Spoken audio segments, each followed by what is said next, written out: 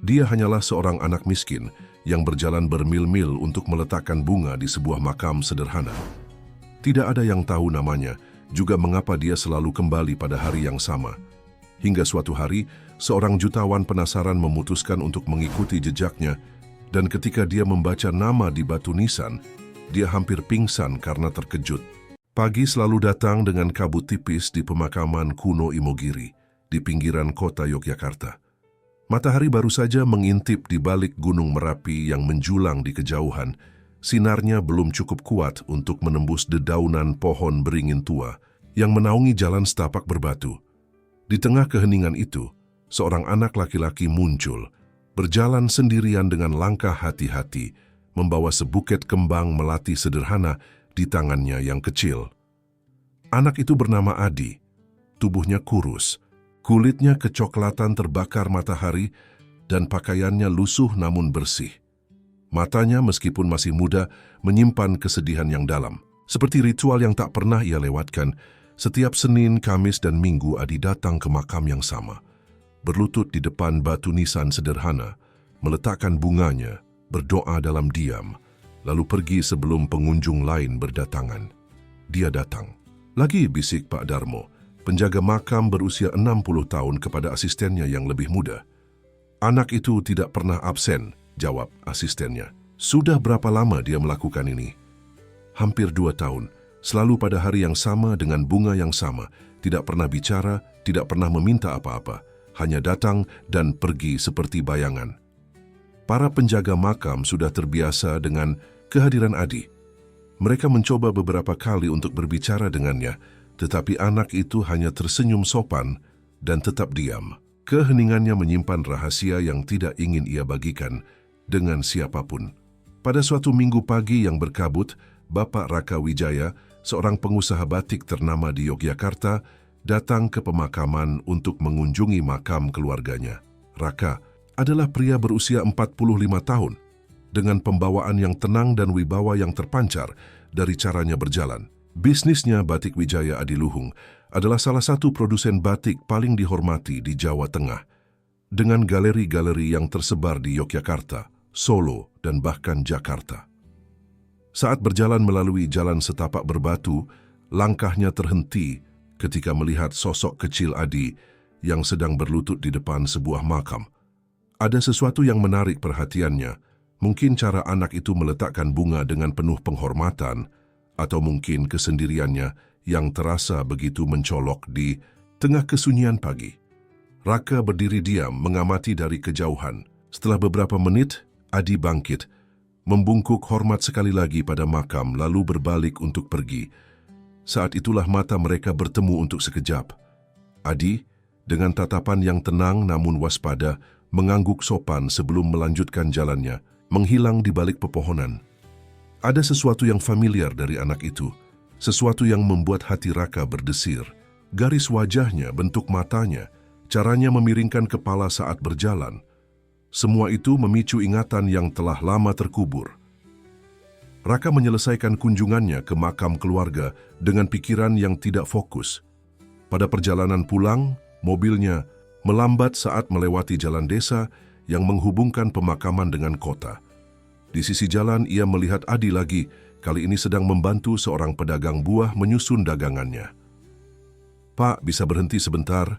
Raka meminta sopirnya. Mobil mewah itu berhenti di pinggir jalan.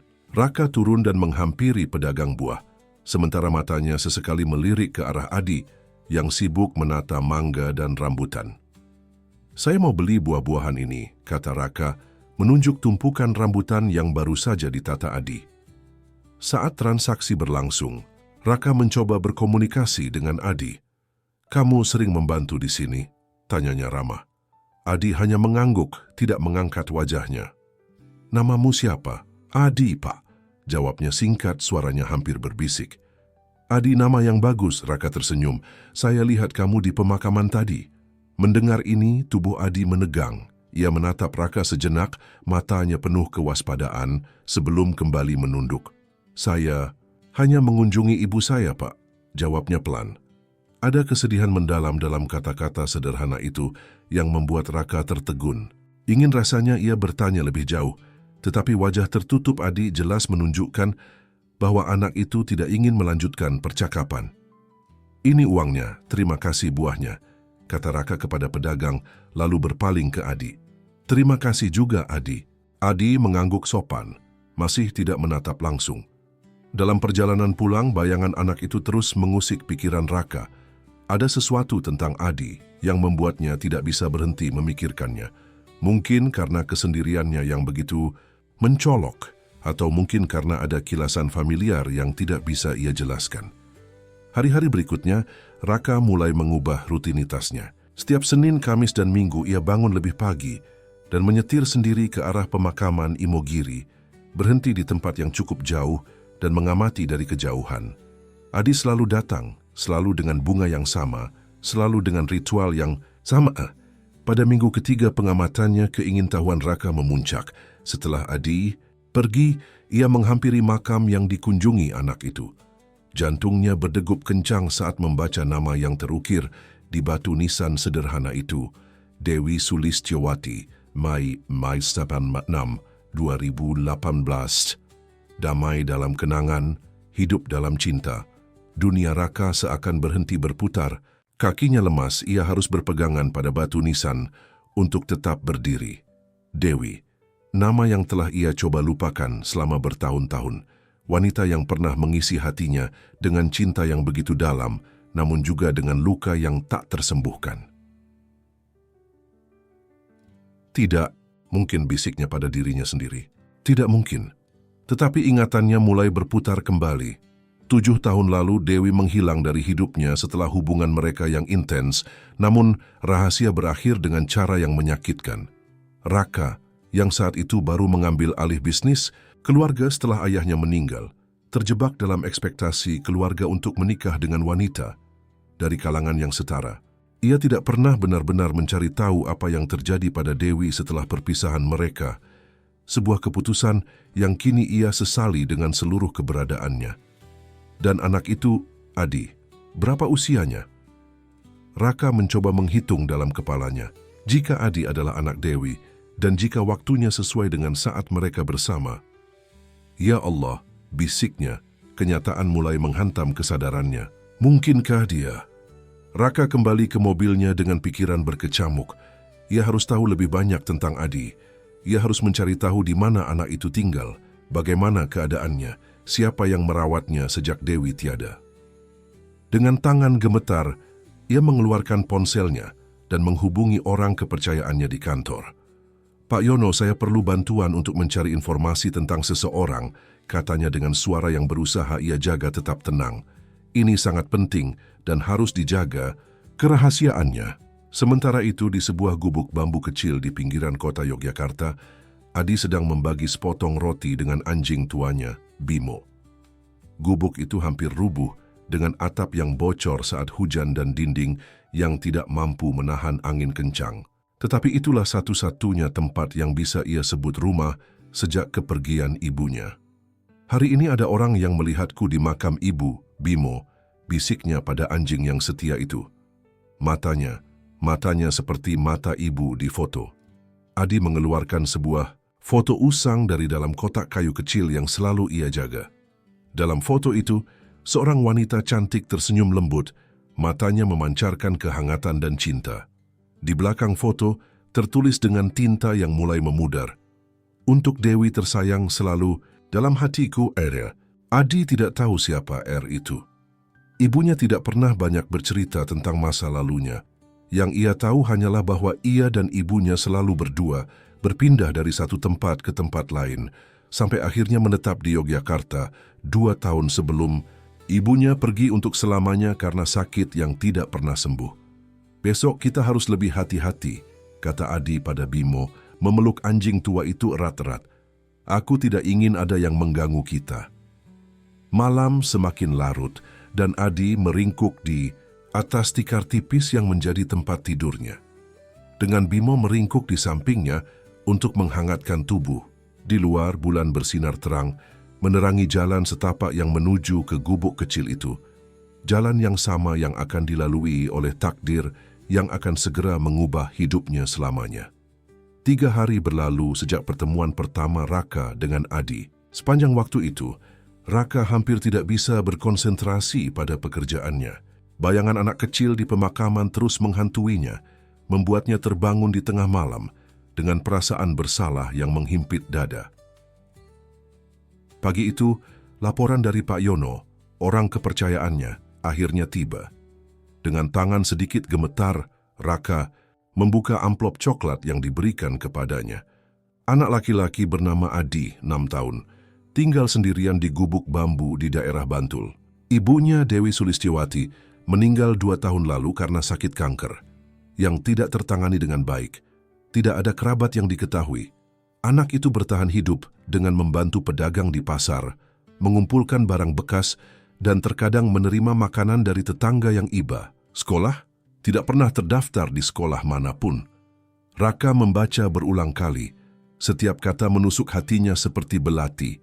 Dewi menderita kanker, sendirian, tanpa perawatan yang layak, sementara dirinya hidup dalam kemewahan. Dan anak itu, anaknya jika perhitungannya benar, hidup seperti anak jalanan.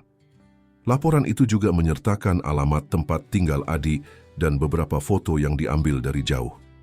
Dalam salah satu foto, tampak Adi sedang memberikan separuh rotinya kepada seekor anjing tua.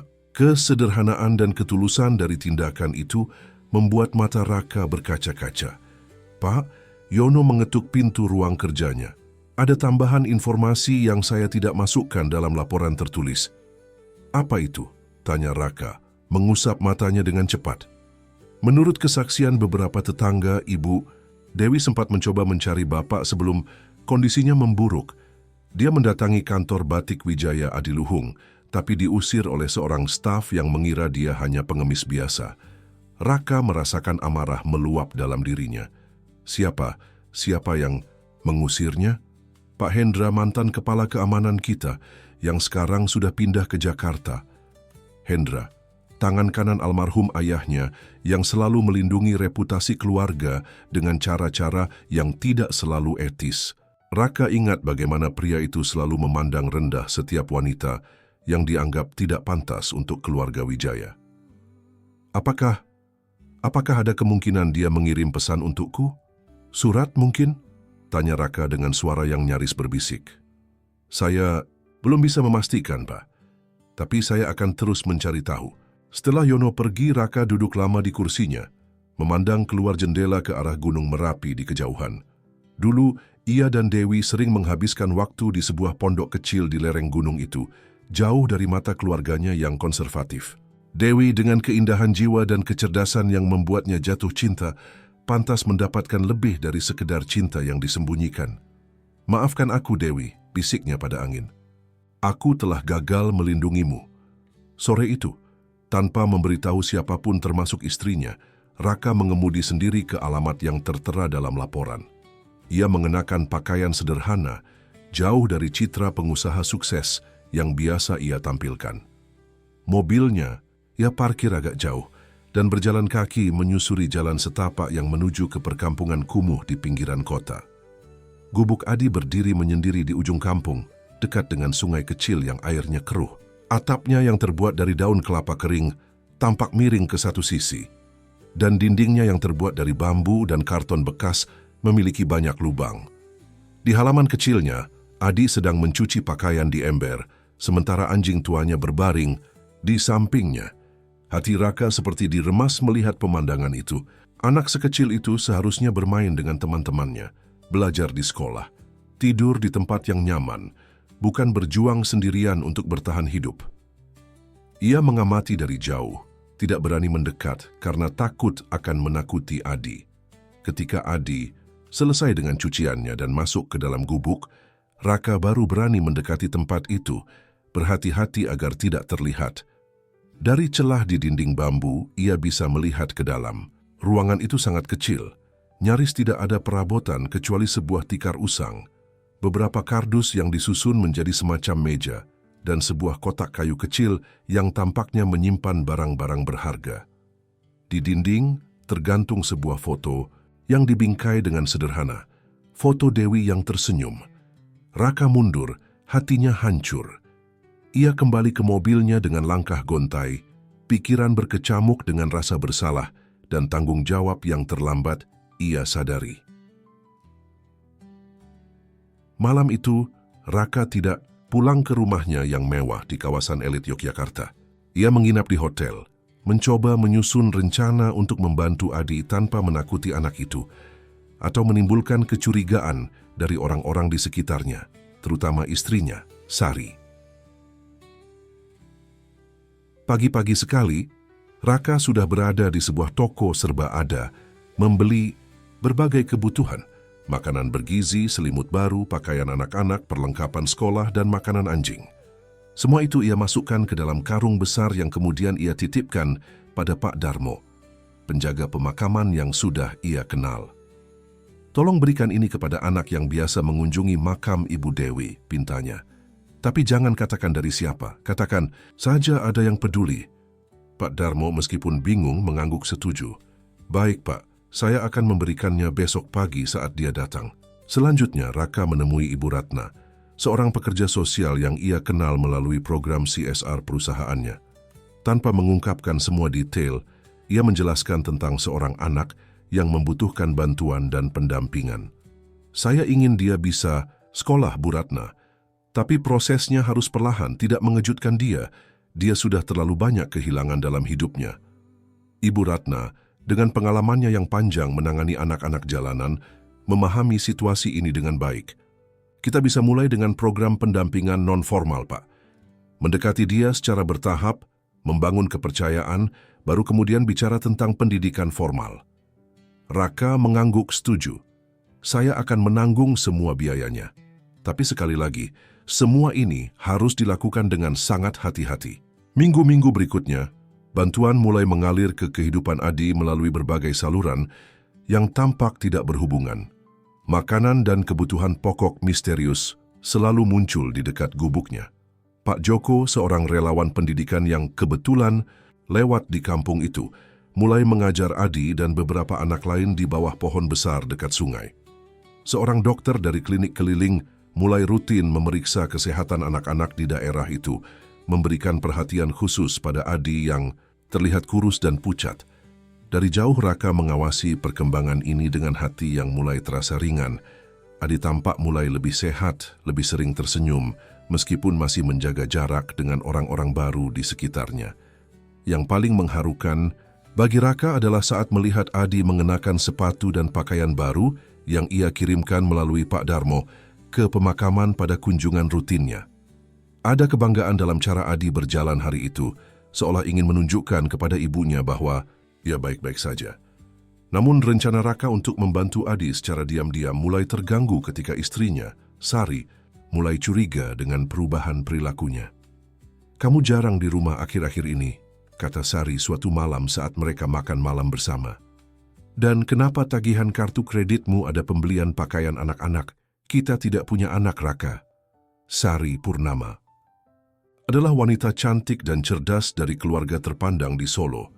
Pernikahan mereka 5 tahun lalu lebih merupakan penggabungan dua keluarga besar dengan kepentingan bisnis yang sama, bukan didasari cinta yang mendalam. Meskipun Sari selalu sempurna dalam perannya sebagai istri seorang pengusaha sukses, hubungan mereka tidak pernah benar-benar hangat. "Itu untuk program sosial perusahaan," jawab Raka cepat, menghindari tatapan Sari.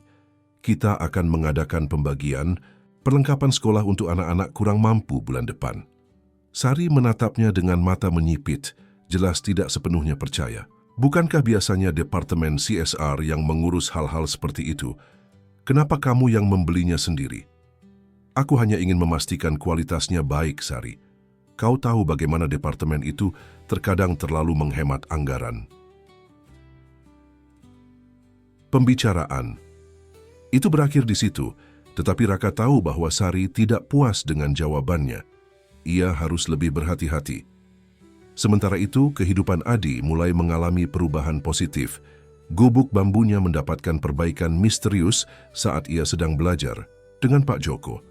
Atapnya tidak lagi bocor, dindingnya diperkuat, dan lantainya kini beralaskan tikar baru yang hangat. Ada juga tempat tidur sederhana dan meja kecil untuk belajar. Pasti ada yang salah memasang alamat, kata tetangga yang heran melihat perubahan itu. Adi tidak berkata apa-apa, tapi dalam hatinya ia yakin ini adalah campur tangan ibunya dari surga. Setiap malam ia berdoa di depan foto ibunya, menceritakan semua hal baik yang terjadi padanya hari itu. "Ibu, terima kasih sudah menjagaku dari surga," bisiknya dengan mata berkaca-kaca. "Aku janji akan belajar rajin seperti keinginan ibu dulu." Yang tidak diketahui Adi adalah bahwa sosok yang mengubah hidupnya berdiri tidak jauh dari gubuknya, mengamati dengan hati yang bergetar, seorang ayah yang terlambat hadir, yang kini berjuang untuk menebus waktu yang telah hilang. Sari Purnama tidak pernah menjadi wanita yang mudah dibodohi. Sebagai putri tunggal keluarga Purnama yang terhormat di Solo, ia dibesarkan dengan disiplin ketat dan ekspektasi tinggi. Pernikahannya dengan Raka Wijaya 5 tahun lalu memang bukan didasari cinta yang menggebu, tetapi ada rasa hormat dan kecocokan antara mereka. Setidaknya itulah yang selalu ia yakini. Namun, selama sebulan terakhir, suaminya berubah. Raka menjadi lebih pendiam, sering melamun, dan yang paling mengganggu, ia sering menghilang tanpa penjelasan yang masuk akal. Sari bukan tipe istri yang suka menginterogasi suaminya, tetapi kecurigaan mulai tumbuh dalam hatinya. Pagi itu, saat Raka sedang mandi, ponselnya berbunyi menandakan pesan masuk. Biasanya Sari tidak akan memeriksa ponsel suaminya, tetapi kali ini dorongan untuk mengetahui kebenaran lebih kuat dari etika privasinya. Dengan cepat ia mengambil ponsel itu dan membaca pesan yang baru masuk. Pak Raka, anak itu, sudah mulai terbiasa dengan kehadiran Pak Joko. Dia menunjukkan kemajuan pesat dalam belajar, namun masih sering terbangun di malam hari karena mimpi buruk. "Mungkin kita perlu pertimbangkan bantuan psikologis?" Ratna. Sari membaca pesan itu berulang kali. Kebingungan dan kemarahan mulai muncul. Anak? Anak siapa? Mengapa suaminya terlibat dalam kehidupan seorang anak sampai mengkhawatirkan mimpi buruknya? Ketika Raka keluar dari kamar mandi, Sari berdiri di tengah kamar dengan ponsel di tangannya, wajahnya tegang. "Siapa anak yang dimaksud dalam pesan ini, Raka?" tanyanya langsung tanpa basa-basi. Raka terlihat terkejut, tidak siap dengan konfrontasi pagi itu. "Kau membaca pesanku? Jawab saja." "Pertanyaanku," desak Sari, suaranya dingin. "Siapa anak ini? Dan kenapa kau begitu peduli tentang mimpi buruknya?" Raka mengambil napas dalam-dalam, menimbang-nimbang jawaban apa yang harus ia berikan. Ia belum siap untuk berbagi kebenaran tentang Adi dengan Sari, tetapi ia juga tidak ingin berbohong lebih jauh. "Dia anak dari seorang karyawan lama perusahaan kita yang meninggal tahun lalu," jawabnya akhirnya, memilih versi yang tidak sepenuhnya bohong. "Aku merasa bertanggung jawab untuk memastikan kesejahteraannya." "Dan sejak kapan kau mulai mengurus anak-anak yatim secara personal, Raka? Bukankah untuk itu kita memiliki yayasan amal?" "Ini kasus khusus, Sari. Ayahnya, maksudku ibunya, sangat loyal pada keluarga kita." Sari memperhatikan kesalahan kata yang Raka buat dan kecurigaannya semakin besar. "Ayahnya atau ibunya, Raka? Kau bahkan tidak bisa memutuskan mana yang harus kau gunakan dalam kebohonganmu." Raka terdiam, menyadari kesalahannya. Ia melihat kemarahan di mata istrinya, tetapi juga sesuatu yang lebih dalam, kekecewaan dan mungkin rasa takut. "Aku tidak berbohong, Sari. Aku hanya tidak ingin membebanimu dengan detail yang tidak penting." "Detail yang tidak penting?" Sari tertawa getir. "Kau menghabiskan waktu dan uang untuk seorang anak misterius, dan kau pikir itu detail yang tidak penting untuk istrimu?" Pembicaraan itu berakhir tanpa resolusi, meninggalkan ketegangan yang menggantung di rumah mewah mereka. Sari, meskipun marah, memutuskan untuk tidak melanjutkan konfrontasi untuk sementara. Sebagai gantinya, ia mulai melakukan penyelidikannya sendiri. Dengan bantuan sopir pribadinya yang loyal, Sari mulai mengikuti Raka secara diam-diam. Pada hari keempat pengintaiannya, ia akhirnya melihat suaminya berhenti di pinggiran kota, di sebuah perkampungan kumuh yang tidak pernah ia bayangkan akan dikunjungi oleh suaminya. Dari kejauhan, ia melihat Raka memberikan sebuah bungkusan kepada Seorang anak laki-laki kecil yang sedang bermain dengan anjing. Wajah anak itu tidak terlalu jelas dari tempatnya mengamati, tetapi ada sesuatu dalam interaksi mereka yang membuat hatinya mencelos. Cara Raka membungkuk untuk berbicara dengan anak itu, kelembutannya yang tidak pernah ia tunjukkan di rumah, senyum tulus yang jarang ia lihat. "Bawa saya pulang," perintahnya pada sopir dengan suara bergetar. Malam itu, Sari duduk sendirian di beranda rumahnya, memikirkan apa yang telah ia lihat. Apakah suaminya memiliki kehidupan lain yang tidak ia ketahui? Apakah anak itu? Tidak, ia tidak berani menyelesaikan pikiran itu. Sementara itu, hubungan Raka dan Adi mulai mengalami kemajuan kecil. Setelah berminggu-minggu pendekatan hati-hati, melalui Pak Joko dan Ibu Ratna, Raka akhirnya bisa berbicara langsung dengan Adi, tanpa membuat anak itu ketakutan atau curiga. "Aku melihatmu di pemakaman beberapa waktu lalu," kata Adi suatu hari, saat mereka duduk di bawah pohon dekat gubuknya. "Kau mengunjungi ibuku." Raka terkejut dengan pengamatan tajam Adi. "Ya, aku mengenal ibumu dulu." "Bagaimana kau mengenalnya?" tanya Adi. Matanya menatap langsung ke mata Raka dengan intensitas yang mengingatkannya pada Dewi. Kami berteman baik," jawab Raka hati-hati. "Ibumu adalah wanita yang luar biasa." Adi mengangguk pelan. "Ibu selalu berkata aku harus menjadi anak yang baik dan pintar. Dia bilang suatu hari nanti aku akan bertemu dengan orang-orang baik yang akan membantuku." Kata-kata itu menusuk hati Raka. Dewi, bahkan dalam penderitaannya, masih menanamkan harapan dan optimisme dalam diri putranya. "Ibumu benar, Adi, ada banyak orang baik di dunia ini yang ingin membantumu." "Seperti kamu, Pak Raka?" tanya Adi polos. Raka tersenyum, menahan air mata yang mengancam akan jatuh. "Ya, seperti aku." Pertemuan singkat itu memberikan Raka harapan bahwa suatu hari nanti ia bisa mengungkapkan kebenaran kepada Adi. Namun, ia tahu bahwa waktunya belum tepat. Adi masih terlalu rapuh, terlalu banyak kehilangan untuk menerima kenyataan yang begitu besar. Sepulang dari pertemuan itu, Raka mendapati Sari duduk di ruang tamu, menunggunya dengan wajah dingin yang tidak biasa. "Dari mana saja?" tanya Sari, meskipun dari nadanya jelas, ia sudah tahu jawabannya.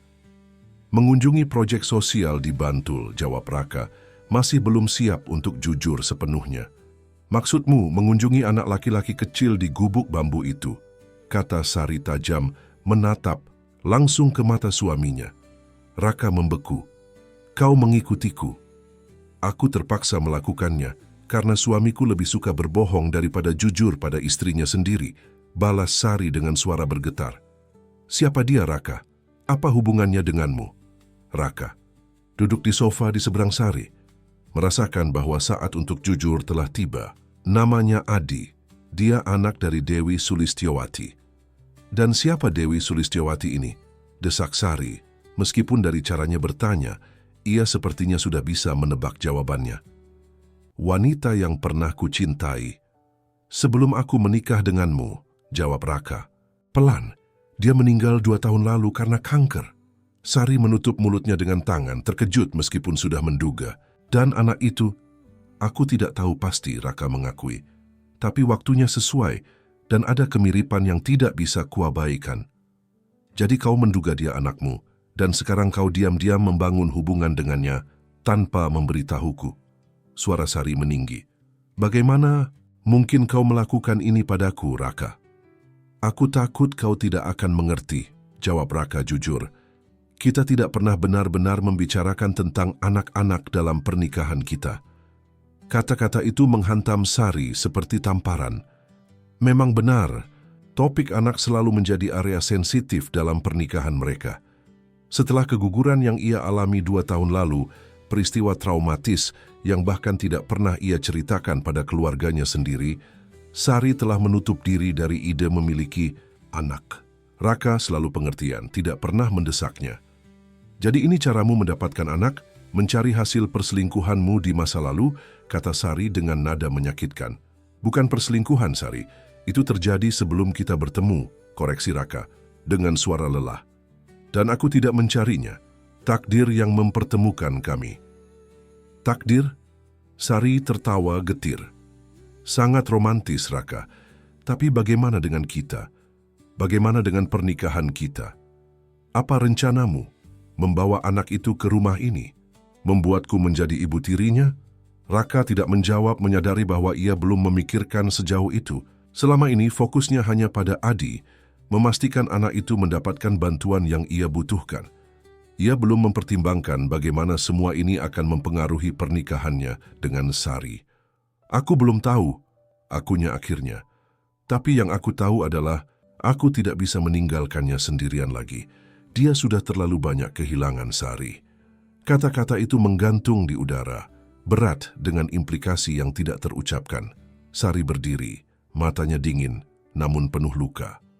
Kau harus memilih, Raka. Aku atau anak itu. Dengan kata-kata itu, Sari meninggalkan ruangan, meninggalkan Raka sendirian, dengan pilihan mustahil yang harus ia hadapi. Di luar, hujan mulai turun, membasahi kota Yogyakarta dalam kesedihan yang tak terucapkan. Di gubuk bambunya yang kini lebih layak, Adi berbaring di tempat tidur barunya, menatap foto ibunya dalam cahaya temaram.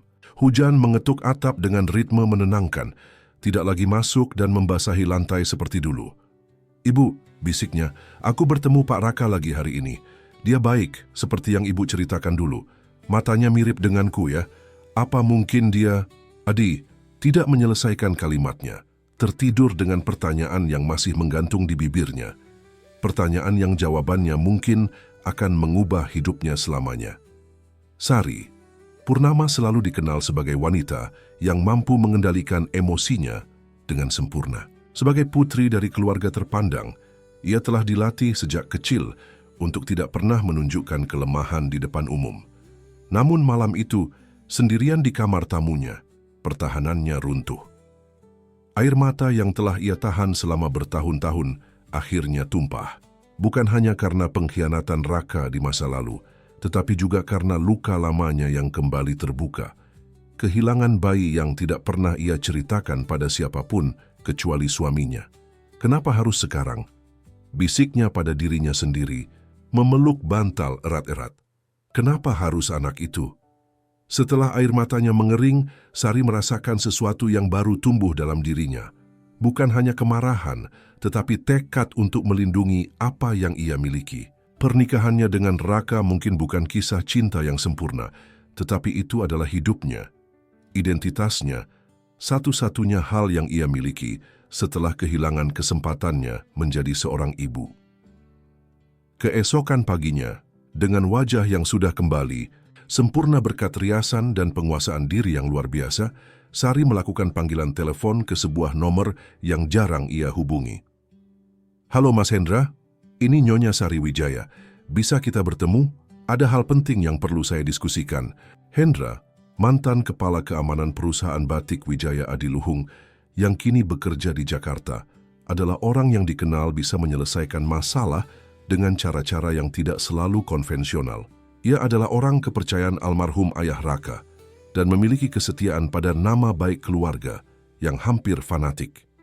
Mereka bertemu di sebuah kafe tersembunyi di pinggiran kota, jauh dari lingkaran sosial Sari yang biasa.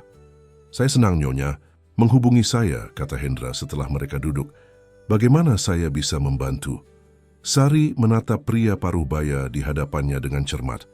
Hendra tampak lebih tua dari terakhir kali ia melihatnya, dengan rambut yang kini lebih banyak uban dan kerutan yang lebih dalam di sekitar matanya. Namun sorot matanya masih sama, tajam dan penuh perhitungan. "Saya ingin kau menyelidiki seseorang dan kemudian menjauhkannya," kata Sari dengan suara rendah. "Seorang anak laki-laki bernama Adi, tinggal di daerah Bantul." Hendra mengangkat, alisnya sedikit, tetapi ekspresinya tetap tenang. "Menjauhkannya seperti apa tepatnya Nyonya?" "Tidak ada kekerasan," tegas Sari cepat. "Hanya buat dia pergi dari Yogyakarta. Mungkin sebuah program beasiswa di tempat yang jauh? Atau sebuah panti asuhan dengan fasilitas bagus di luar pulau? Apapun yang membuat dia tidak lagi menjadi bagian dari kehidupan kami." Hendra mengangguk perlahan, mengerti situasinya tanpa perlu penjelasan lebih lanjut. Ia selalu bangga dengan kemampuannya membaca antara baris. "Ini tentang Pak Raka, ya? anak ini punya hubungan dengannya? Sari tidak menjawab, tetapi tatapannya cukup menjadi konfirmasi. Saya mengerti, lanjut Hendra. Tapi saya perlu tahu satu hal, Nyonya. Apakah Pak Raka sudah tahu tentang asal-usul anak ini? Dia menduga, tapi belum yakin, jawab Sari setelah jeda singkat. Dan aku ingin menyelesaikan masalah ini sebelum dia mencari tahu lebih jauh. Hendra tersenyum tipis. Nyonya, saya sudah bekerja untuk keluarga Wijaya selama hampir 20 tahun. Saya tahu banyak hal yang bahkan Pak Raka sendiri tidak tahu. Apa maksudmu? Tanya Sari tiba-tiba waspada.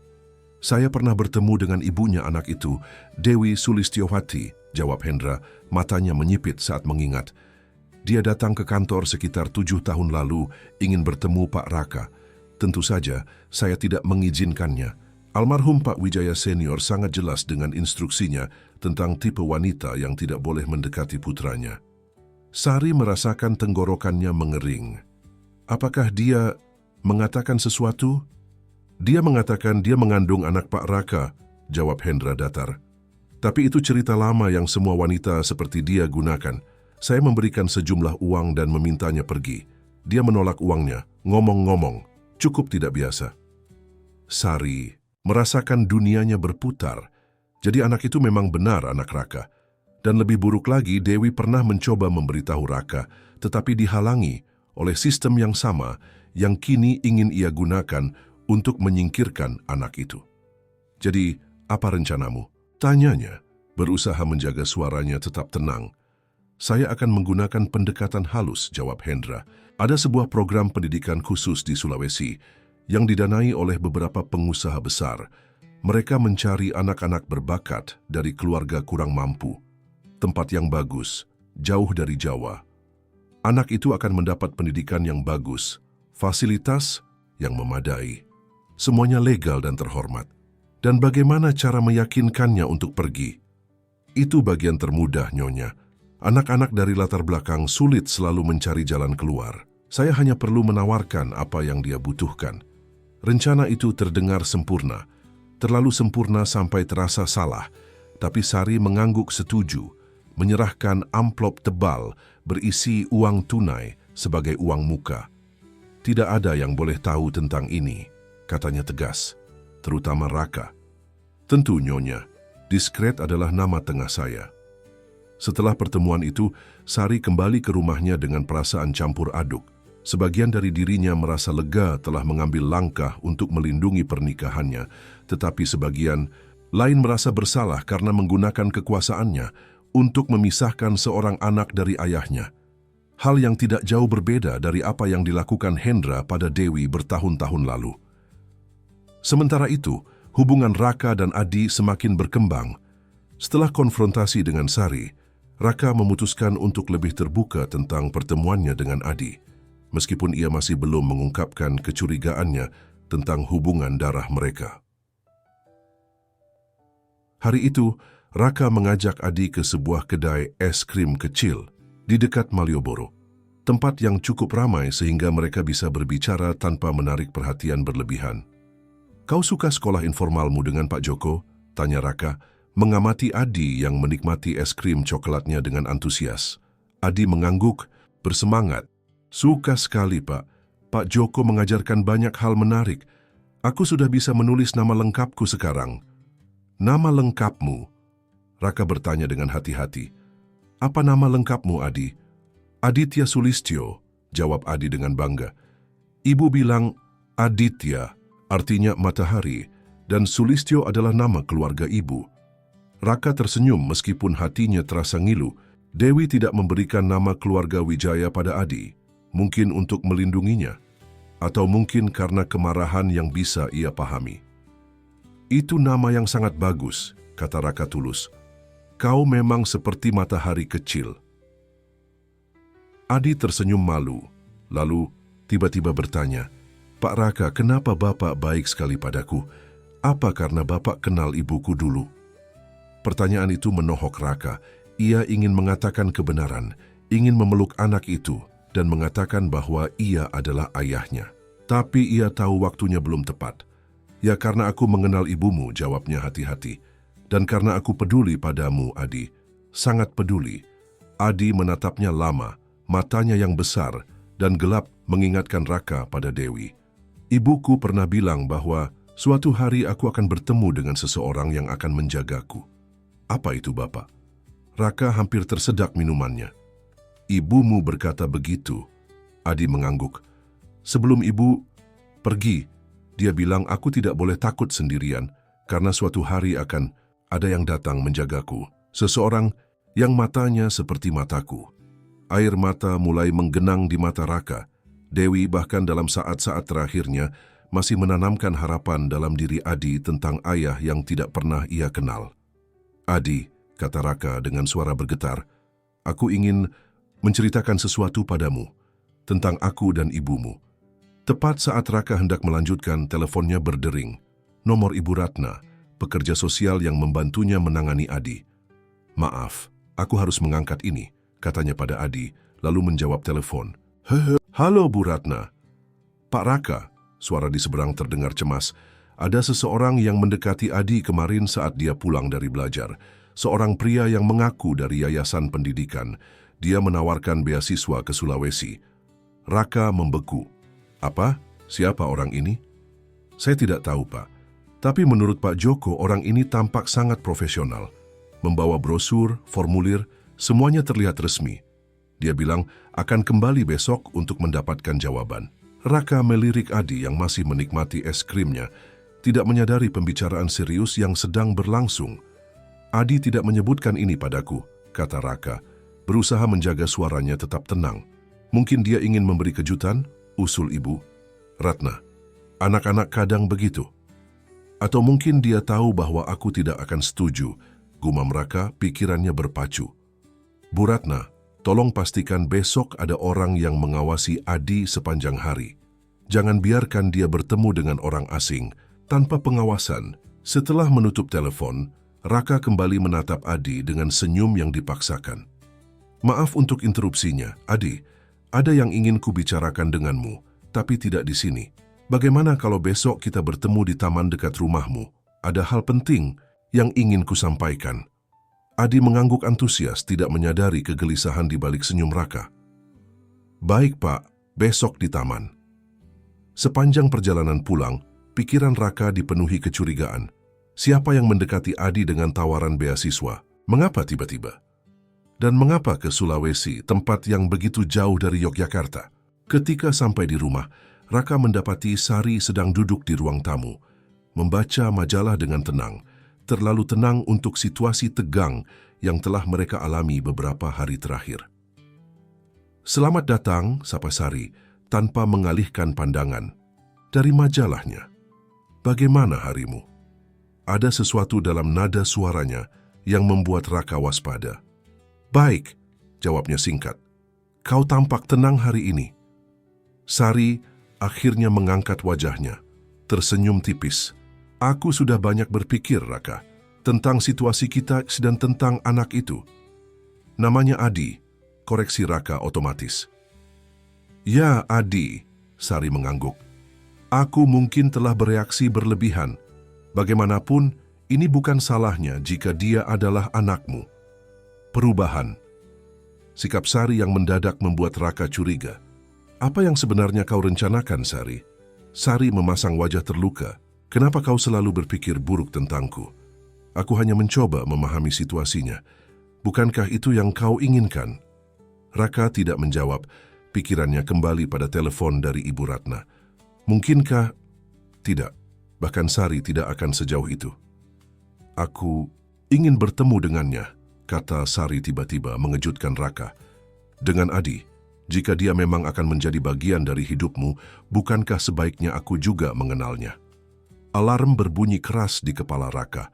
Sesuatu tidak beres. Sari bukan tipe orang yang berubah pikiran dengan cepat, terutama dalam masalah sebesar ini. Kita bicarakan ini nanti, jawabnya hati-hati. Aku lelah. Malam itu, Raka berbaring terjaga. Pikirannya berputar-putar mencoba menghubungkan semua kejadian aneh hari ini.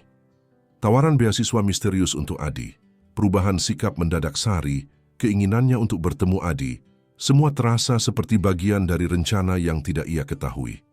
Di sisi lain kota, di gubuk bambunya yang kini lebih layak, Adi juga terjaga, tangannya menggenggam erat foto ibunya. Matanya menatap langit-langit dengan penuh pertanyaan. "Ibu," bisiknya, "apa benar Pak Raka adalah orang yang kau maksud, orang yang akan menjagaku? Tapi bagaimana dengan tawaran sekolah di tempat jauh? Itu apa yang harus kulakukan?" Angin malam berbisik lembut melalui celah dinding, seolah membawa pesan dari ibunya yang telah tiada. Besok, takdir akan membawa mereka semua ke persimpangan yang akan mengubah hidup mereka selamanya.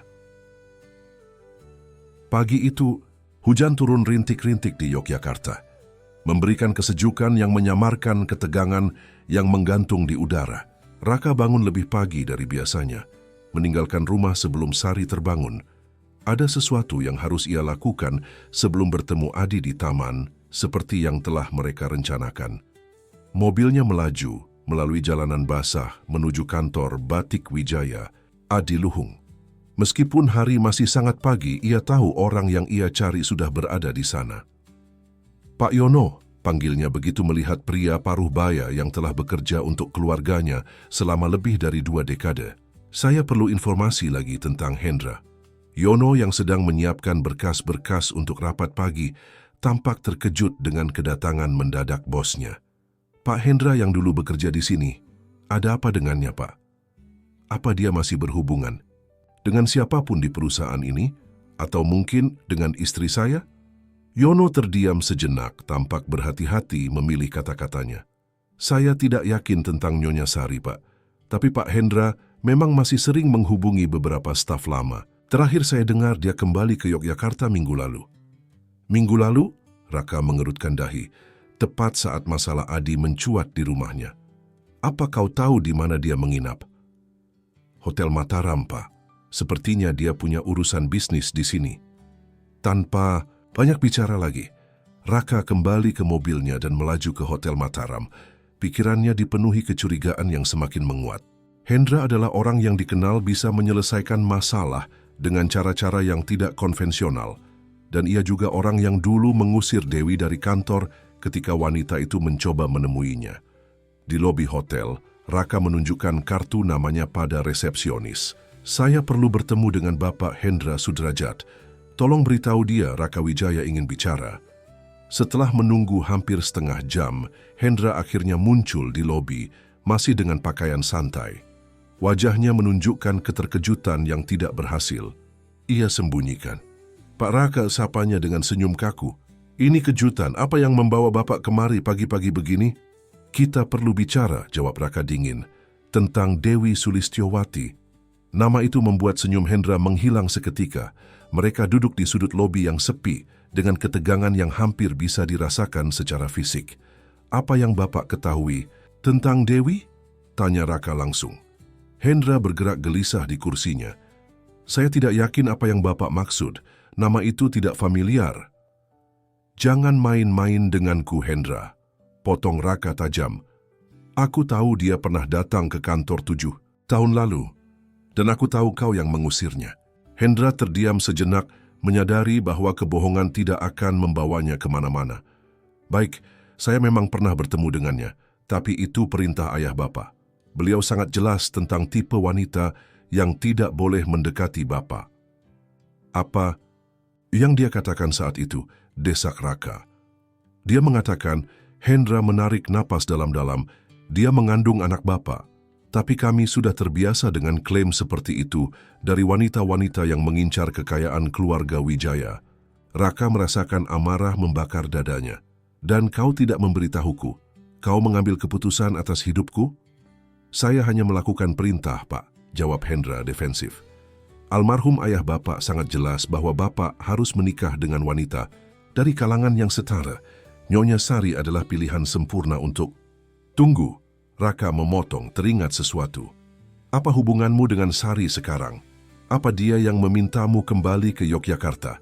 Ekspresi Hendra yang berubah memberi Raka jawaban yang ia butuhkan. "Apa yang dia minta kau lakukan?" tuntut Raka. Suaranya berbahaya. "Pak, saya tidak bisa." Katakan padaku." Raka nyaris berteriak, membuat beberapa tamu hotel menoleh ke arah mereka. Hendra menyerah. "Nyonya Sari meminta saya untuk menjauhkan anak itu, Aditya. Mencarikan tempat yang jauh tapi baik untuknya, sebuah program pendidikan di Sulawesi." Potongan puzzle akhirnya tersusun dalam pikiran Raka. Tawaran beasiswa misterius, perubahan sikap Sari yang mendadak. Semuanya adalah bagian dari rencana untuk memisahkan Adi darinya. "Di mana kau akan bertemu Adi hari ini?" tanya Raka dengan suara rendah yang berbahaya. "Di taman dekat gubuknya pukul 10, jawab Hendra. Kini tampak benar-benar tidak nyaman. "Tapi Pak, saya hanya..." "Cukup," potong Raka. "Aku tidak ingin mendengar pembelaanmu. Jika kau masih punya sedikit saja rasa hormat pada keluarga Wijaya, kau akan membatalkan rencana ini dan kembali ke Jakarta. Sekarang." Dengan kata-kata itu, Raka berbalik dan meninggalkan hotel, tidak mempedulikan Hendra yang masih mencoba menjelaskan. Ia harus segera menemui Adi, memastikan anak itu aman, dan akhirnya memberitahunya kebenaran yang terlalu lama ia sembunyikan. Sementara itu, di rumah keluarga Wijaya, Sari terbangun mendapati Raka sudah tidak ada. Sebuah firasat buruk membuatnya segera menghubungi Hendra, tetapi teleponnya tidak dijawab.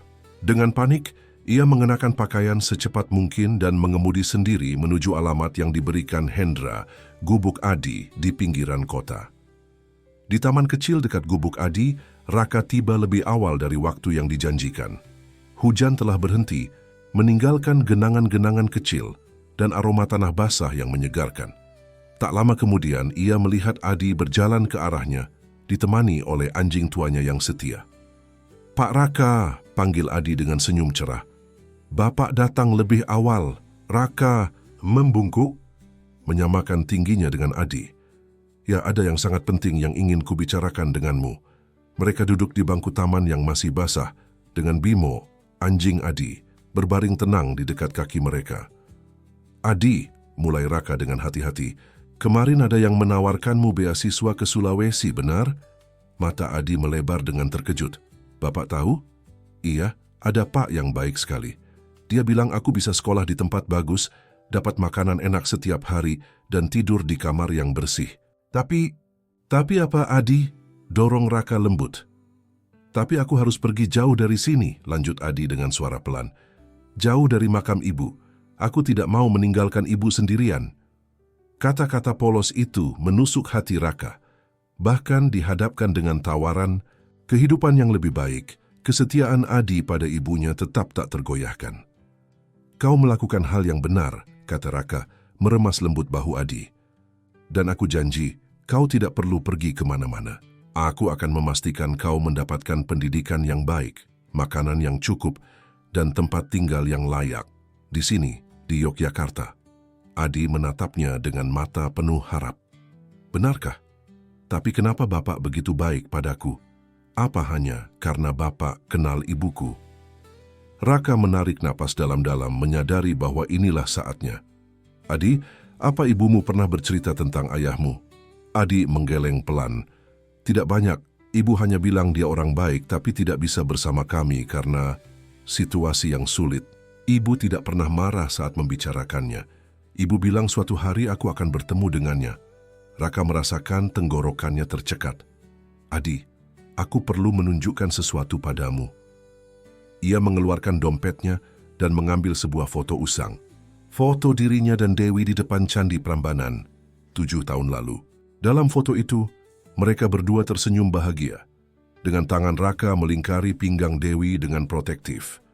Adi menatap foto itu dengan mata membelalak, lalu dengan tangan gemetar mengeluarkan foto dari kotak kayu kecil yang selalu ia bawa. Foto yang sama persis, hanya dalam ukuran lebih kecil dan sudah lebih usang.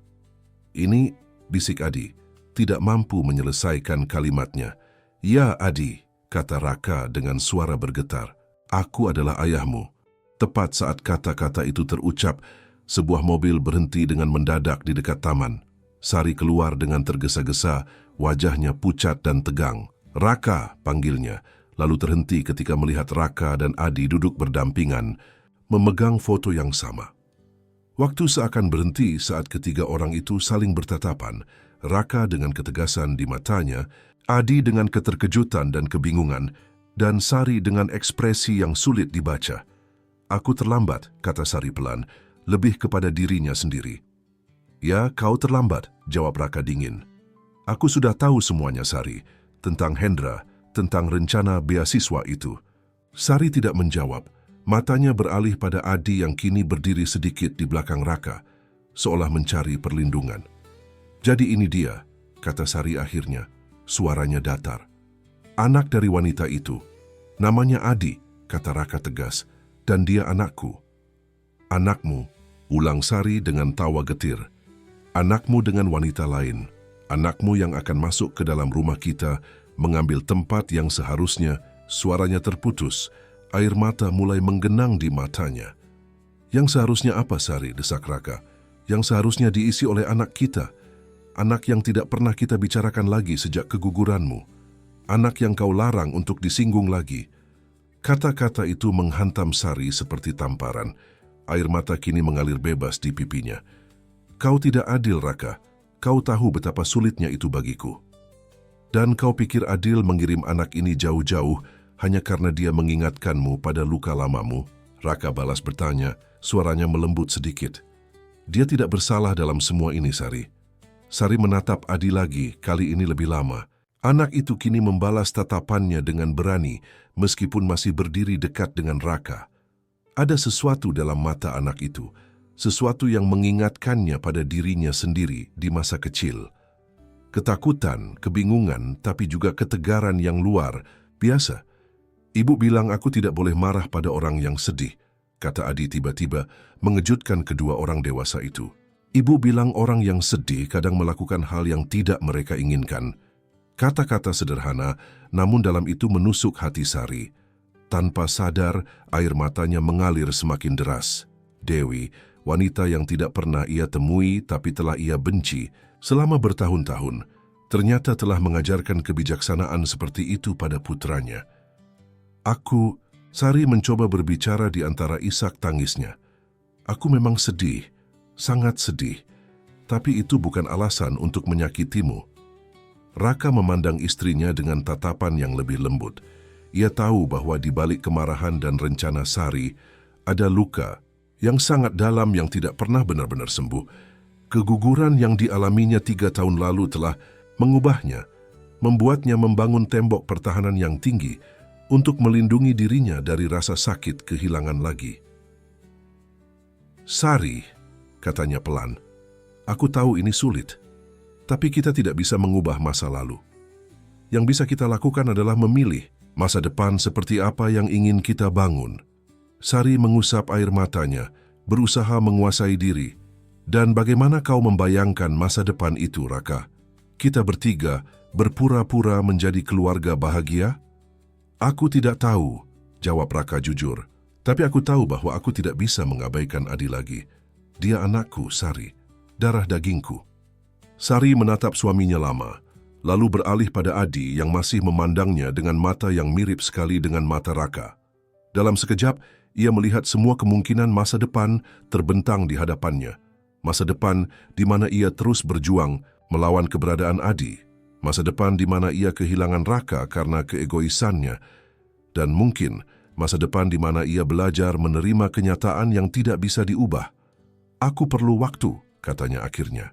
"Aku tidak bisa langsung menerima semua ini."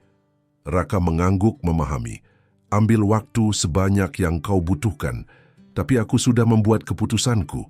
Aku akan mengakui Adi sebagai anakku secara hukum dan secara terbuka." Kata-kata itu menandai titik balik dalam kehidupan mereka bertiga. Sari kembali ke mobilnya tanpa kata-kata lagi. Meninggalkan Raka dan Adi di taman, ia mengemudi pulang dengan pikiran berkecamuk, menyadari bahwa pernikahannya mungkin telah berakhir, tetapi mungkin juga ini adalah kesempatan untuk akhirnya menghadapi luka lamanya dan mulai menyembuhkan diri. Di taman, Raka memeluk Adi erat-erat, membiarkan air mata yang telah ia tahan selama bertahun-tahun akhirnya jatuh bebas. "Maafkan aku tidak ada di sana saat kau lahir," bisiknya. Maafkan aku tidak bisa melindungi ibumu. Tapi mulai sekarang aku berjanji akan selalu ada untukmu. Adi membalas pelukan itu dengan erat, merasakan untuk pertama kalinya dalam hidupnya kehangatan pelukan seorang ayah. Ibu, pasti senang kita. Akhirnya bertemu, katanya pelan. Mereka duduk di taman itu sampai senja, berbicara tentang Dewi, tentang masa lalu, dan tentang hari-hari yang akan datang. Ketika langit mulai gelap, Raka menggandeng tangan Adi dan membawanya pulang. Bukan ke gubuk bambu tempatnya selama ini bertahan hidup, tetapi ke sebuah masa depan baru yang penuh dengan kemungkinan dan harapan. 6 bulan berlalu sejak hari bersejarah di taman itu. Yogyakarta telah memasuki musim hujan, dengan sore-sore yang basah dan pagi yang berkabut. Di sebuah rumah sederhana namun nyaman di kawasan kota gede, Adi sedang bersiap-siap untuk sekolah, mengenakan seragam barunya dengan hati-hati. "Adi, sarapanmu sudah siap," panggil Raka dari dapur. Rumah itu tidak sebesar rumah mewah keluarga Wijaya yang dulu ditinggali Raka, tetapi terasa jauh lebih hangat dan hidup. Ada foto-foto di dinding, foto lama Dewi, foto Adi di hari pertama sekolah, dan beberapa foto baru Raka dan Adi bersama. Di sudut ruang tamu, Bimo, anjing tua Adi, tidur dengan nyaman di atas bantal khusus yang dibelikan Raka untuknya. "Iya, ayah," Adi menjawab, masih terdengar sedikit canggung dengan panggilan baru itu. Butuh waktu beberapa minggu bagi Adi untuk mulai memanggil Raka ayah, dan bahkan sekarang terkadang ia masih kembali ke Pak Raka ketika gugup atau bingung. Raka tidak pernah memaksanya. Ia memahami bahwa ikatan mereka sedang dalam proses pembentukan dan setiap langkah kecil adalah kemajuan yang patut disyukuri. Di meja makan, Raka telah menyiapkan nasi goreng dan telur mata sapi, makanan favorit. "Adi," mereka makan bersama sambil berbincang tentang tugas sekolah dan rencana untuk akhir pekan. "Besok kita jadi ke pemakaman?" tanya Adi di sela suapan terakhirnya. Raka mengangguk. "Tentu. Kita akan membawa bunga melati kesukaan ibumu, seperti biasa." Rutinitas mengunjungi makam Dewi masih mereka lakukan setiap minggu. Tapi kini, mereka pergi bersama, dengan Raka juga membawa bunga dan berdoa di samping Adi. Bagi Raka, itu adalah saat untuk meminta maaf dan berterima kasih. Meminta maaf karena tidak ada saat Dewi membutuhkannya, dan berterima kasih karena telah memberikannya Adi. "Ayah," kata Adi tiba-tiba, nadanya serius, "menurutmu Ibu Sari akan datang ke ulang tahunku minggu depan?" Pertanyaan itu membuat Raka terdiam sejenak. Hubungannya dengan Sari telah berubah drastis sejak hari itu di taman. Mereka resmi bercerai 3 bulan lalu, dalam proses yang cukup damai berkat pengertian dari kedua belah pihak. Sari memilih untuk kembali ke Solo, tinggal bersama orang tuanya, dan mengelola bisnis keluarga di sana. Namun sesuatu yang tidak terduga terjadi dalam proses itu. Bukannya semakin menjauh, Sari justru perlahan-lahan mulai membuka diri terhadap keberadaan Adi. Mungkin dipicu oleh penyesalan, atau mungkin karena akhirnya ia bisa menghadapi trauma kehilangannya sendiri. Sari mulai mengirim hadiah kecil untuk Adi, buku-buku, mainan, bahkan pakaian. Ia juga sesekali menelepon untuk berbicara dengan Adi, awalnya kaku dan formal, namun semakin lama semakin hangat. "Aku tidak tahu pasti," jawab Raka jujur. "Tapi dia mengirim pesan, kemarin menanyakan kado apa yang kau inginkan. Jadi mungkin saja dia akan datang." Adi mengangguk, wajahnya mencerahkan. "Aku harap dia datang. Dia cerita kalau di Solo ada pembatik yang bisa membuat motif khusus. Aku ingin tanya apakah bisa membuatkan motif untuk ibu." Kata-kata polos itu menggugah hati Raka. Betapa mudahnya anak-anak memaafkan dan menerima, pikirnya. Meskipun tahu bahwa Sari pernah mencoba memisahkannya dari ayahnya, Adi tetap membuka hatinya, mungkin karena instingnya mengatakan bahwa di balik kemarahan Sari ada luka yang dalam. "Itu ide bagus," kata Raka, mengacak rambut Adi dengan sayang. "Kita bisa tanyakan padanya nanti. Sekarang ayo berangkat sekolah." Setelah mengantar Adi ke sekolah, Raka tidak langsung menuju ke kantornya. Hari ini ia memiliki janji khusus, bertemu dengan pengacara untuk menyelesaikan proses pengakuan resmi Adi sebagai anaknya. Proses ini telah memakan waktu lama, dengan berbagai tes dan persyaratan hukum yang harus dipenuhi, tetapi akhirnya hampir selesai. Saat berkendara, ponselnya berbunyi. Nama Sari muncul di layar. "Halo Sari," jawabnya mengaktifkan mode speaker. "Halo, Raka," suara Sari terdengar lebih ringan dari biasanya. "Maaf mengganggu pagi-pagi. Aku hanya ingin konfirmasi tentang ulang tahun Adi minggu depan. Ya, kami akan merayakannya sederhana di rumah. Adi mengundang beberapa teman sekolahnya. Kau berencana datang?" Ada jeda singkat sebelum Sari menjawab. "Ya, jika kau tidak keberatan, aku sudah memesan kado untuknya, sepeda yang dia ceritakan ingin punya minggu lalu." Raka tersenyum. Adi memang menyebutkan keinginannya memiliki sepeda dalam salah satu percakapan telepon mereka. Dia akan sangat senang.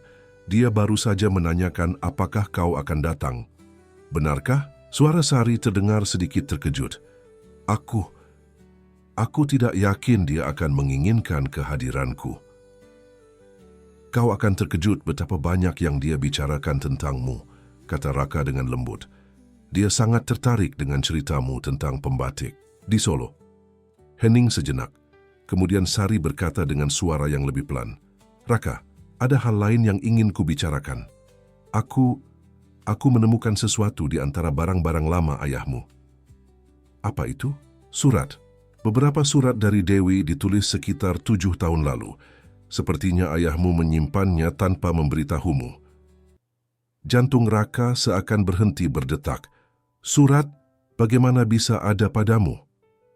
"Saat pembagian aset setelah perceraian, aku menemukan kotak tua di gudang. Awalnya kukira itu berkas bisnis lama, tapi ternyata..." Sari menarik napas dalam-dalam. "Raka, kurasa kau perlu membacanya. Aku akan membawanya saat datang minggu depan." Pikiran Raka berputar. Surat-surat dari Dewi yang tidak pernah ia ketahui. Kata-kata yang tidak pernah sampai padanya. Berapa banyak penderitaan yang bisa dihindari jika ia menerima surat-surat itu 7 tahun lalu. "Terima kasih, Sari," katanya akhirnya. "Aku menghargai kejujuranmu." Ini bagian dari prosesku juga, Raka," jawab Sari pelan, "untuk menerima masa lalu dan melangkah maju." Setelah mengakhiri panggilan, Raka duduk diam di mobilnya beberapa saat, mencoba memproses apa yang baru saja ia dengar. Surat-surat Dewi yang disembunyikan oleh ayahnya. Satu lagi bukti betapa keluarganya telah campur tangan dalam hidupnya dengan cara yang merusak. Tapi ada secercah harapan dalam situasi ini. Fakta bahwa Sari, yang dulu begitu menentang keberadaan Adi dalam hidup mereka, kini justru menjadi orang yang membawa surat-surat itu padanya, menunjukkan betapa jauh perjalanan penyembuhan yang telah ia lalui. Sore itu, setelah menjemput Adi dari sekolah, Raka membawanya ke toko buku. Adi yang kini telah menunjukkan minat besar pada membaca, langsung menuju ke bagian buku anak-anak dengan antusias. "Ayah, lihat, ada buku baru tentang pesawat," serunya, menunjukkan sebuah buku ilustrasi tebal. Raka tersenyum melihat kegembiraan di wajah Adi.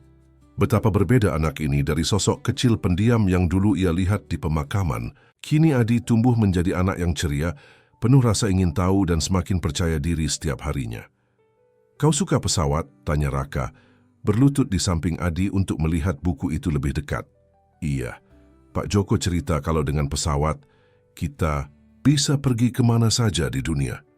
Suatu hari nanti, aku ingin naik pesawat dan melihat tempat-tempat jauh." "Kita bisa melakukannya," kata Raka. "Mungkin saat liburan sekolah nanti, kita bisa pergi ke Bali atau bahkan ke luar negeri." Mata Adi melebar dengan takjub. "Benarkah?" Tapi wajahnya tiba-tiba berubah khawatir. "Bagaimana dengan ibu? Aku tidak bisa meninggalkannya terlalu lama." Raka merasa hatinya menghangat mendengar kekhawatiran tulus Adi. "Kita bisa meminta Pak Darmo untuk meletakkan bunga segar selama kita pergi. Dan kita bisa membawa foto ibu, sehingga dia bisa melihat tempat-tempat yang kita kunjungi." Adi tampak memikirkannya sejenak, lalu mengangguk setuju. "Ibu pasti senang melihat tempat-tempat baru. Dia selalu bilang dunia ini luas dan indah." Mereka menghabiskan 1 jam di toko buku, dengan Raka membiarkan Adi memilih beberapa buku yang ia inginkan. Di kasir, seorang wanita paruh baya tersenyum melihat interaksi mereka. "Anak yang pintar," komentarnya pada Raka. "Dia sangat mirip denganmu." Raka tersenyum bangga. "Terima kasih. Ya, dia memang anakku." Kata-kata itu keluar dengan mudah dan alami, tanpa keraguan atau rasa bersalah yang dulu sering menghantuinya. Adi adalah anaknya, dan ia tidak lagi takut atau malu mengakuinya pada dunia. Dalam perjalanan pulang, Adi bercerita tentang sekolahnya, tentang guru yang baik, teman-teman baru, dan pelajaran yang ia sukai. Raka mendengarkan dengan penuh perhatian. Sesekali mengajukan pertanyaan, menikmati momen sederhana namun berharga ini. "Ayah," kata Adi tiba-tiba, "apa aku boleh mengundang Ibu Sari untuk ikut kita ke pemakaman ibu besok?" Pertanyaan itu mengejutkan Raka. "Kau ingin mengundangnya?" Adi mengangguk. "Ibu selalu bilang kita harus berbagi dengan orang lain. Aku pikir mungkin Ibu Sari sedih karena tidak punya tempat untuk mengunjungi. Anaknya yang pergi. Mungkin dia bisa berbagi makam ibu untuk berdoa?" Kata-kata polos namun sangat mendalam itu membuat Raka hampir tidak bisa mengendalikan emosinya. Bagaimana mungkin anak sekecil ini memiliki hati yang begitu besar, begitu pengertian? Ia teringat kata-kata Dewi dalam mimpinya beberapa minggu lalu, mimpi di mana ia melihat Dewi tersenyum padanya dan berkata, "Dia anak kita, Raka. Dalam dirinya ada yang terbaik dari kita berdua." "Itu ide yang sangat baik, Adi," kata Raka akhirnya. Suaranya sedikit bergetar. "Kita akan meneleponnya nanti malam dan mengundangnya." Malam itu, setelah Adi tertidur, Raka duduk di beranda rumah mereka, memandang langit malam Yogyakarta yang bertabur bintang. Ia memikirkan perjalanan hidupnya dalam 6 bulan terakhir. Bagaimana takdir telah membawanya kembali pada putranya. Bagaimana ia hampir kehilangan kesempatan kedua ini karena keangkuhan dan ketakutan. Dan bagaimana akhirnya ia menemukan keberanian untuk mengikuti kata hatinya. Ponselnya berbunyi, menandakan pesan masuk dari Sari. "Aku akan senang bergabung dengan kalian besok. Terima kasih pada Adi untuk undangannya yang tulus. Mungkin ini saatnya aku juga meminta maaf pada Dewi." Raka tersenyum membaca pesan itu. Kehidupan memang penuh dengan kejutan. Siapa yang menyangka bahwa Sari, yang dulu begitu menentang keberadaan Adi, kini justru perlahan-lahan menjadi bagian dari kehidupan mereka dengan cara yang tidak pernah ia bayangkan. Esok paginya, 3 sosok berdiri berdampingan di depan makam Dewi. Adi di tengah, dengan Raka dan Sari di kedua sisinya. Adi meletakkan bunga melati segar seperti biasa, lalu mundur memberikan ruang bagi Sari untuk meletakkan sebuket kecil bunga anggrek putih. "Dewi," bisik Sari pelan, "maafkan aku, terima. Kasih telah melahirkan dan membesarkan anak yang luar biasa ini. Aku berjanji akan melakukan bagianku untuk menjaganya." Adi meraih tangan Sari dan merematnya lembut, sementara tangan lainnya menggenggam tangan Raka. Mereka berdiri dalam keheningan yang damai, 3 jiwa yang dihubungkan oleh seorang wanita yang tidak lagi bersama mereka secara fisik, tetapi cintanya terus hidup melalui anak yang ia tinggalkan. "Ibu," kata Adi dengan suara jernih, "lihat, aku tidak sendirian lagi. Seperti yang ibu janjikan, aku menemukan orang-orang yang akan menjagaku." Angin lembut bertiup, menggoyangkan kelopak-kelopak bunga di atas makam, seolah Dewi memberikan jawabannya dengan caranya sendiri. Dalam perjalanan pulang, Adi tertidur di kursi belakang mobil, kelelahan setelah hari yang penuh emosi. Raka dan Sari duduk di depan, tenggelam dalam pikiran masing-masing. "Raka," kata Sari memecah keheningan, "terima kasih telah mengizinkanku menjadi bagian dari hidup kalian. Meskipun setelah semua yang kulakukan." Raka melirik ke kursi belakang, di mana Adi tertidur pulas dengan wajah damai. "Dia yang mengajarkan kita tentang memaafkan, bukan? Anak itu memiliki hati yang luar biasa." "Ya," Sari tersenyum lembut. "Dia benar-benar anak yang istimewa." Saat mobil melaju kembali ke kota, matahari mulai tenggelam di horizon, mewarnai langit Yogyakarta dengan semburat oranye dan merah. Di makam yang kini ditinggalkan, bunga-bunga melati dan anggrek bergoyang lembut ditiup angin, simbol dari 2 hati yang pernah terluka, tetapi kini mulai menyembuh, bersatu dalam cinta mereka untuk seorang anak yang menjadi jembatan di antara mereka. Malam itu, Ketika Raka menyelimuti Adi yang sudah tertidur, anak itu tiba-tiba membuka matanya sejenak dan berkata dengan suara mengantuk, "Ayah, aku bermimpi tentang ibu."